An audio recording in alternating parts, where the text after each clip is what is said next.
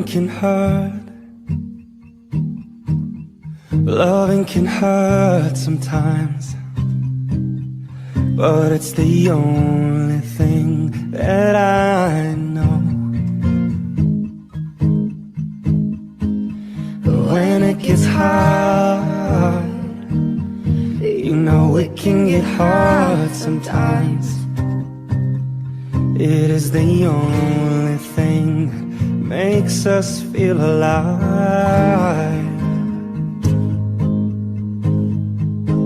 We keep this love in a photograph. We made these memories for ourselves, where our eyes are never closing, hearts are never broken, time's forever frozen still.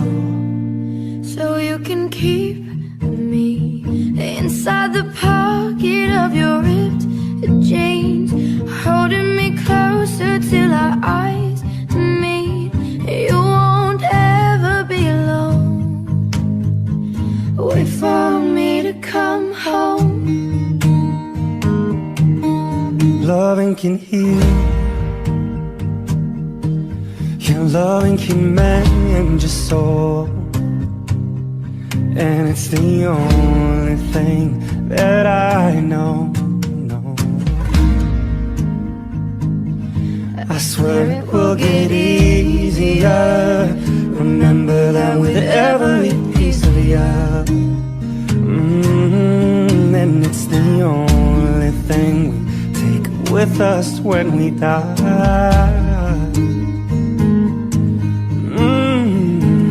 We keep this love in this photograph. We made these memories for ourselves.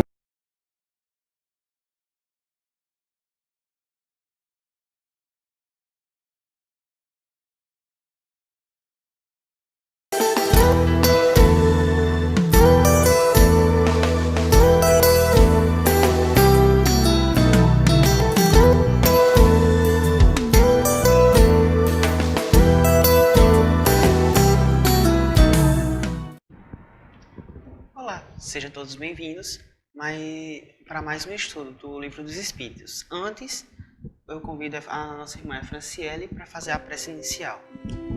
Convido vocês a fecharem os seus olhos, elevarem o pensamento a Deus, a Jesus e a Maria Santíssima. Ave Maria, cheia de graça, o Senhor é convosco.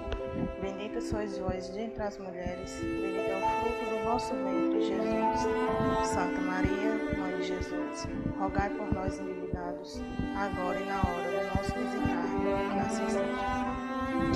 Agora vamos dar continuidade ao livro do Evangelho segundo o Espiritismo, capítulo 3, item 10. Nesses mundos felizes, as relações de povo a povo, sempre amigáveis, jamais são perturbadas pela ambição de dominar seu vizinho, nem pela guerra, e lhe é consequência. Não há nem senhores, nem escravos, nem privilégios de nascimento. Então, por esse pequeno trecho que Herbie acabou de ler, podemos levar em consideração que estamos falando de mundos felizes, ou seja, superiores à Terra, onde não há distinção de superioridade e inferioridade em relação às pessoas. A visão dos espíritos que habitam esses mundos é a visão de elevação moral e espiritual para consigo mesmo, sem julgamento do próximo, sem julgamento de em que grau de evolução o próximo está. Então, a gente pode também ver aqui nesse item, lendo do Evangelho segundo o Espiritismo, que o homem não procura elevar-se sobre o seu semelhante, mas sobre si mesmo, aperfeiçoando-se. Seu objetivo é atingir a classe dos espíritos puros. Dessa mesma forma, podemos levar em consideração também que esses espíritos que se encontram um pouquinho mais elevados do que os que estão, podemos dizer, abaixo em grau evolutivo, então eles procuram auxiliar aqueles e não rebaixá-los. Para complementar, podemos entender também que diferente no estado atual da Terra, que há conflitos entre regiões, como foi lido aqui nesse pequeno trecho, e como a Franciele falou, que não há diferença entre povos, que todos se ajudam mutuamente para o progresso moral e intelectual. Então podemos dizer que o sentimento que prevalece nesses mundos é o sentimento de amor e fraternidade para com todos. E vale ressaltar que em mundos felizes, diferente dos habitantes de Prova e Inspiração, eles têm a característica do homem de bem, o completo, digamos assim. Sobre o homem de bem, a gente vai ler bem mais pra frente, que será no capítulo 17, Seres Perfeitos. Então podemos concluir que em mundos felizes o mal não existe. Fique agora com o estudo do Livro dos Espíritos. Até a próxima gravação. Até. Tchau, tchau. Sejam bem-vindos. É com alegria que nós damos início a mais um dos nossos estudos. A gente pede a Deus inspiração e entendimento para a compreensão desse livro, dessas questões tão importantes que vemos refletindo acerca dos últimos dias. E aí hoje a gente vai falar sobre o povoamento da terra Adão. Na pergunta de número 50. A espécie humana começou por um único homem? Resposta: não. Aquele a quem chamais Adão não foi o primeiro nem o único a povoar a terra. E aí, Tová, o que é que você acha com relação a isso? É certo afirmar que a Bíblia nos dá a notícia de Adão e Eva na linguagem alegórica, né? E de forma que o tempo pudesse trazer condições para as devidas interpretações desse texto, como agora faz a doutrina espírita? Com todo o respeito que temos aos nossos irmãos católicos, evangélicos, a todos aqueles que têm na Bíblia um livro sagrado, e não temos aqui a pretensão de violar a crença de ninguém, mas a própria ciência nos mostra que um casal não seria possível povoar a Terra através de um casal. E a paleontologia, com o avançar, também nos tem demonstrado que nossa vida, pelo menos a vida do Homo sapiens, ela data algo de 300 mil anos atrás, não é? Mas se nós traçarmos um paralelo com a vida no Antigo Egito, com as pirâmides, com aqueles povos inteligentes que criaram os primeiros relógios, que começaram a observar as estações do ano e que fizeram aqueles cortes perfeitos naquelas pedras que até hoje intriga pesquisadores, como foram feitos aqueles cortes naqueles materiais tão duros, com uma perfeição tão grande.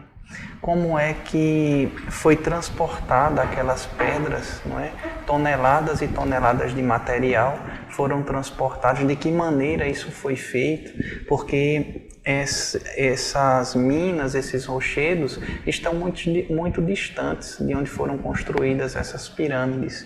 Se nós observarmos, eles datam 2.700, 3.000 anos antes de Cristo. Então, será que esse brilhante livro dos nossos irmãos católicos e evangélicos não estaria, na realidade, trazendo, como você colocou, uma figura alegórica, não estaria nos dando um contexto e não necessariamente querendo cravar uma data? Interessante refletir acerca disso. É só pensar um pouquinho que nós vamos chegar a essa conclusão, né? Na pergunta de número 51, diz: poderemos saber em que época viveu Adão? Resposta: mais ou menos na que lhe há sinais, cerca de 4.000 anos antes do Cristo. nesse sentido, nós observamos que, amparados pela ciência, nós observamos que o povoamento ao qual o livro A Gênese se refere, a Gênese mosaica, ela refere-se a um povo que veio fazer uma transformação, não é? E se nós observarmos, eles trouxeram muita tecnologia para aquela época. Eles mudaram a política da época, eles mudaram a forma da extração de água da época, eles fizeram uma transformação muito grande. Então, como o próprio livro da Gênese mosaica coloca, que depois do conflito entre Caim e Abel, um deles, o que se manteve vivo, foi esposar-se com uma senhora e em um vilarejo foi compor família, nós observamos que no próprio texto não existem conflitos, na nossa opinião, enquanto espíritas. O que existe é uma necessidade de uma melhor interpretação daquilo que lá está. Para nós espíritas, Adão não foi o primeiro homem, porque isso não seria possível, mas sim a raça adâmica é responsável por uma transformação, não é? Uma transformação que fez com que nós pudéssemos chegar até o dia de hoje, mas não o primeiro homem a habitar a Terra. Até porque, desculpe, Riane, até porque, como os próprios paleontólogos nos colocam, Adão teria que ter vivido 300 mil anos atrás, não é? Porque se as pinturas rupestres, elas datam isso, se os ossos, que são datados por carbono 14, também nos trazem essas datas, nós temos aí um conflito. E nós não podemos admitir que hajam erros no livro para os nossos irmãos católicos e evangélicos sagrados da Bíblia. Na nossa opinião, o que há é uma falsa interpretação. No Livro dos Espíritos, Kardec fala e nota que o homem cuja tradição se conservou sob o nome de Adão foi dos que sobreviveram, em certa região, alguns dos grandes cataclismos que resolveram em diversas épocas a superfície do globo e se constituiu o tronco de uma das raças que atualmente o povoam. As leis da natureza se opõem a que os progressos da humanidade, comprovados muito tempos aí antes do Cristo, se tenham realizado em alguns séculos. E como havia acontecido se o homem não existisse na Terra, senão a partir da época indicada para a existência, de Adão.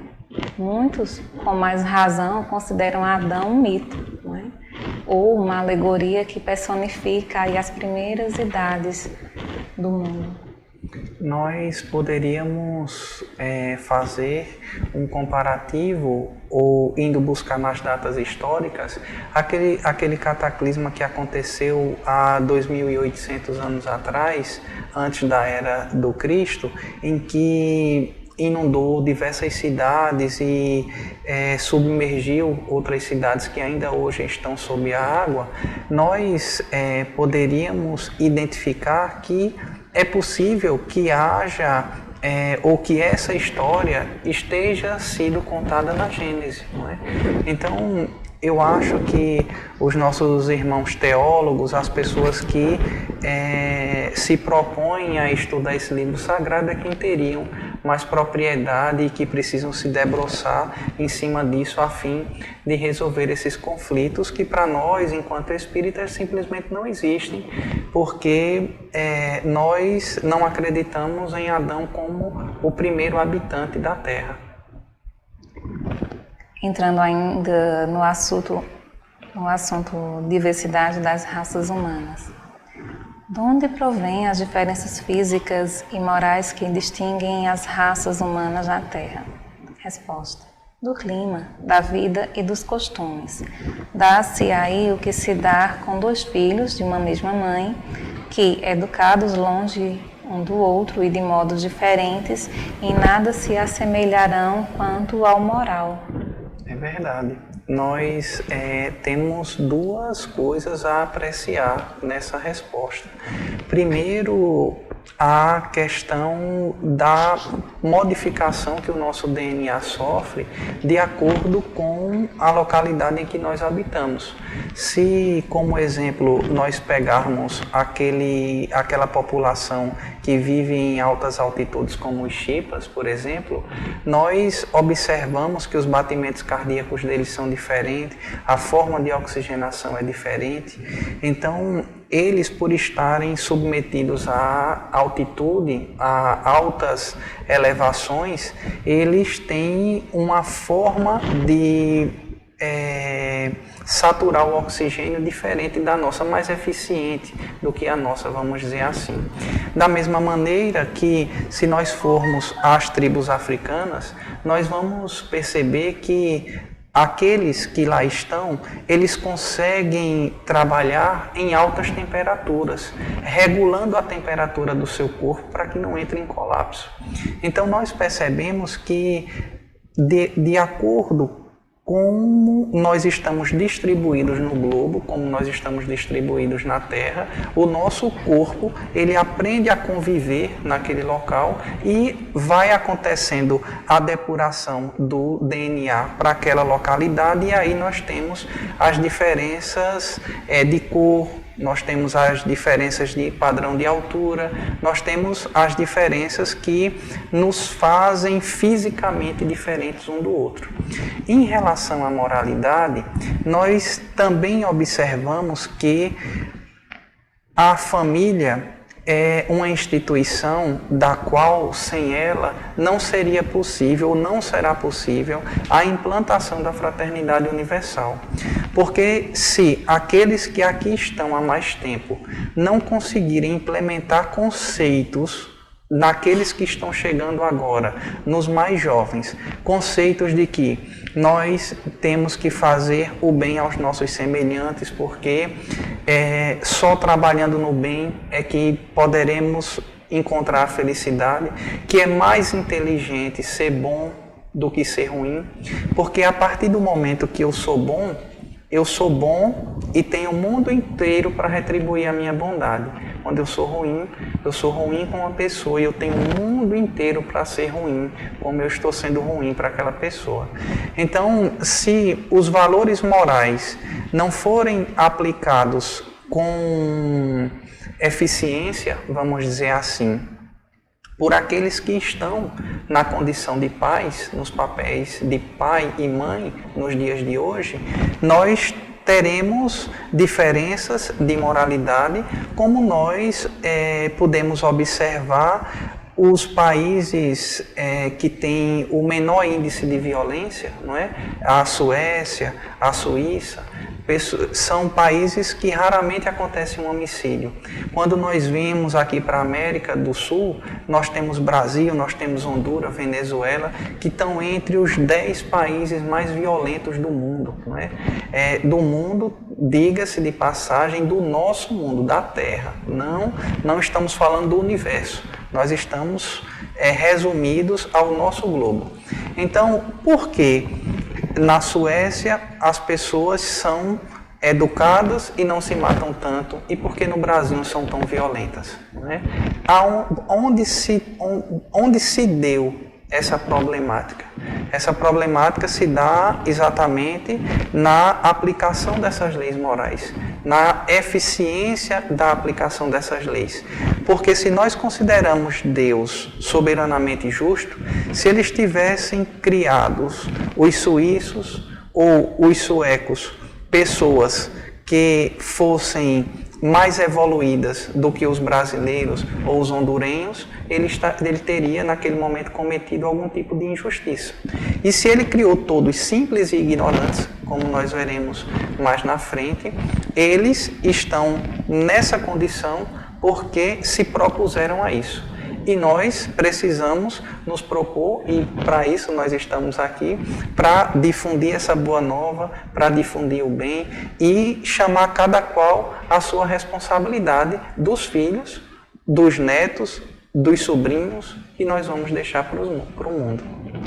Como você fala aí, quanto à diversidade da raça, vemos que algumas características físicas e biológicas, como você muito bem colocou, né, são necessárias para uma melhor adaptação a determinados locais, devido à variação climática, por exemplo, como você disse.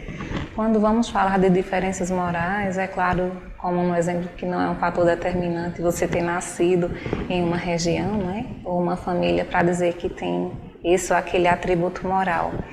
E aí a gente, observando para a família em si, como você trouxe o exemplo, nós vemos uma preocupação ainda muito grande com os filhos no quesito de ter conhecimento, de galgar uma carreira que traga uma condição financeira favorável. E aí, nessa busca incessante por esse bem-estar, temos pecado, né, com relação a essa moralidade. E aí temos uma sociedade onde pessoas têm muito conteúdo, têm muito conhecimento. A internet, ela favorece isso, mas isso acaba sendo até que um pouco perigoso, né? Porque conhecimento sem moralidade resulta nessa sociedade que nós vemos. E aí você traz esse exemplo europeu, né, onde as pessoas têm um comportamento mais, vamos dizer assim, civilizado. E eu me pergunto, será que não é um viés, né, daquela sociedade também? Será que se nós descortinarmos, será que naquele momento em que ninguém está vendo, somos tão gentis assim? O fato é que a nossa sociedade, né, o meio em que a gente vive, ele vai contribuir muito. Mas, por outro lado, independente de onde ainda estivermos, a gente vai ver que sempre temos algo a trabalhar. Não é porque eu estou na casa espírita, não é porque eu estou no seio evangélico, e por eu ter esse interesse em viver uma vida fraterna com os meus irmãos, que isso pode ser algo que apenas me satisfaça, né? Que isso faça com que eu olhe para frente em vez de olhar para dentro, né? E o propósito do Espiritismo é esse olhar interno, né? Você saber reconhecer Deus, sim, é essencial, mas quanto de nós conhecemos, né? E como que nós podemos conquistar essa família de responsabilidade, né? De valores morais? Será que nós estamos educando os nossos filhos para chegar num local e usar daquela autoridade que uma profissão venha ter trazido para ajudar, né? Para respeitar aqueles que estão em condição social inferior, ditos ou vistos por alguns, não é? Então,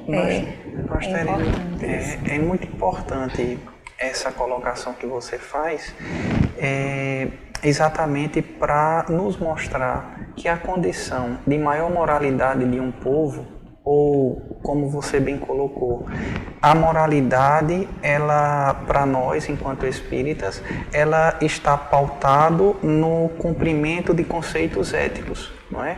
Então, como você colocou, será que quando aquelas pessoas não estão sendo observadas, ou será que elas só se comportam bondosamente daquela forma por força da lei? Essas indagações, elas são extremamente importantes, mas nós precisamos compreender que esses valores, independente deles estarem sendo colocados por força da lei ou pela bondade que está brotando de cada pessoa, eles estão um pouco mais adiantados nesse sentido do que nós. E é essa a grande problemática que nós chamamos a atenção. Que nós temos a falsa impressão de que o brasileiro é um povo de bem, não é? Que o brasileiro é um povo acolhedor, um povo calmo. Como você é um povo calmo e um povo acolhedor e você está entre os 10 países que mais assassinam pessoas no mundo? Então, eu acho que essa discussão é uma discussão válida, não é? Nesse sentido de que quais são os valores, como você bem colocou. Que valores é esse que eu estou passando para o meu filho? Ele precisa fazer uma faculdade, não é como você colocou, vai ter um título.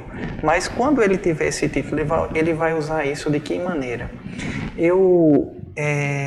Para que possa falar na mesma direção que você está falando, eu diria o seguinte: muitas vezes nós fazemos a caridade e quando a gente faz a caridade dando alguma coisa a alguém, seja um objeto material ou seja uma quantidade em dinheiro, e essa pessoa vai precisar ficar recebendo durante um período ou a ajuda em dinheiro ou aquele material que a gente vai dar, a gente muitas vezes acha que a nossa obrigação encerra em atribuir aquilo uma única vez. Mas uma vez que eu já tenho a capacidade ou que eu tenho a condição de fazer a doação uma vez, eu preciso melhorar essa forma de doar.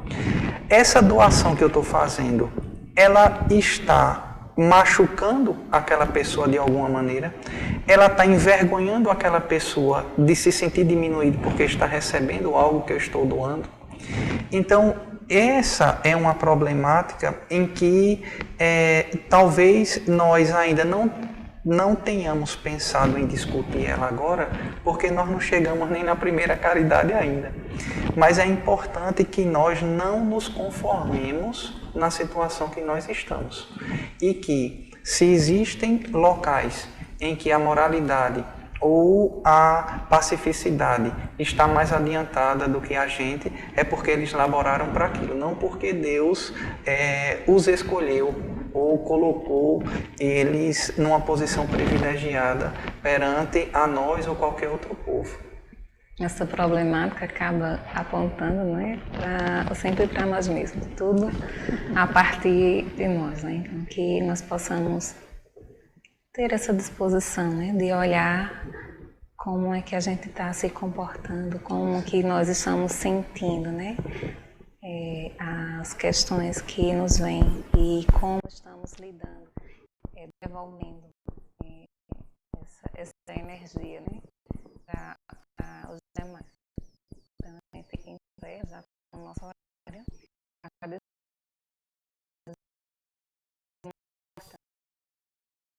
E se de alguma forma uma única pessoa reflita, ficou com um pouco mais de obra imensamente.